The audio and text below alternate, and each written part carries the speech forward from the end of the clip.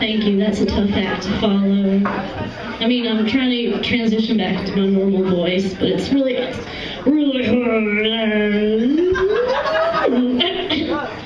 Alright. So I have a short set today. So I'm sure you all have heard of the Freudian slip. It's a common trope in psychology. I haven't had sex in so long that I've started making reverse Freudian slips. I'll give you an example. The other day my friends were talking about how they want to get laid. They're all like, yeah, I want to have sex. And I was like, yeah, totally, I want to have sex. Because all I'm thinking about is going back home, matching up all of my socks, navies, whites, grays, putting them lovingly in a drawer, and going to sleep. Similarly, when people are like, yeah, I totally want to fuck. I'm like, yeah, I totally want to fuck. Because all I'm thinking about is getting together the perfect collection of silverware for my mini dollhouse, in which I'm living out an alternate reality, in which I also don't have sex.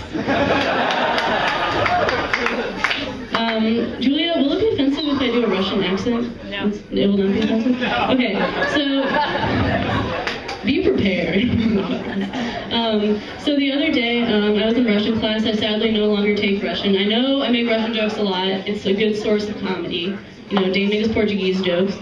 By the way, I'm Portuguese, so that could be offensive to me. I have some claim. I didn't find it offensive, but...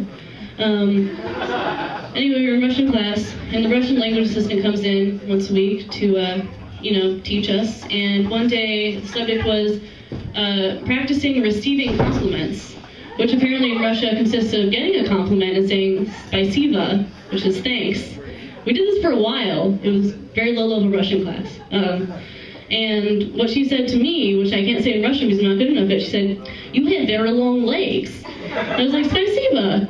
She was like, oh, it's totally okay. In Russia and America, it's not okay to comment on physical features. In Russia, it's totally okay.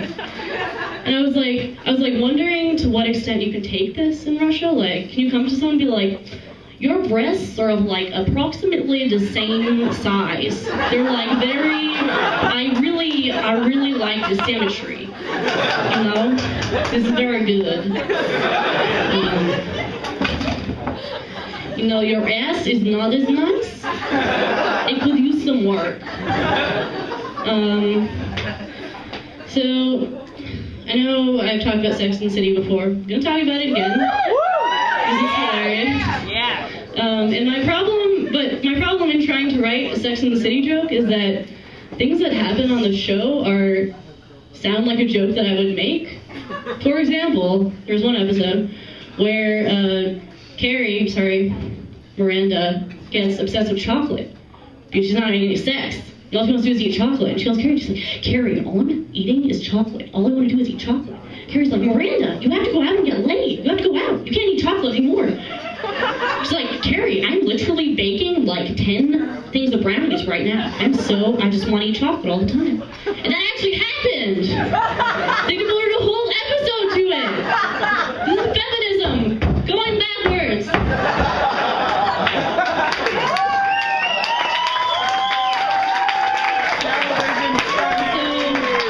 So that's why I can't make Sex and the City jokes anymore. Carrie, guys, that man is some chocolate. I would get that chocolate anytime. That's Samantha, by the way.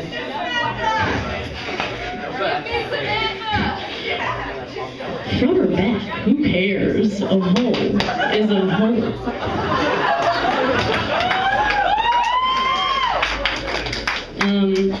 So in elementary school, true fact, I was one of 2 white girls. The other one was Mallory Kaysen. She's a total bitch. She goes to Clemson now. Don't know if you've heard of it. It's a state school. She is racist. She recently posted a Facebook status that said, hooked up with a black guy last night, ... oops. Anyway, we were the only 2 white girls. We were only 2 white kids. There's also Alejandra, I don't know. We were the only 2 white kids at this elementary school. And I'm not gonna lie, I used to get bullied for being white. And one of the main things they would bully me about is, my lack of knowledge about black culture. I remember this one incident in the 4th grade where Neka Chime and Michelle and Bachnight asked me if I knew what cornrows were. I was like, is that like a type of food, like corn rolls? Corn rolls?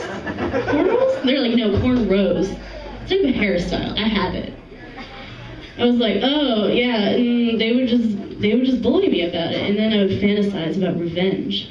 I would think about saying to them things like, hey, do you know what a rugged LL Bean Trail Kids parka is? I don't think so, because you're not white. And then I realized, and that's when I realized, that I am horribly racist and a terrible person.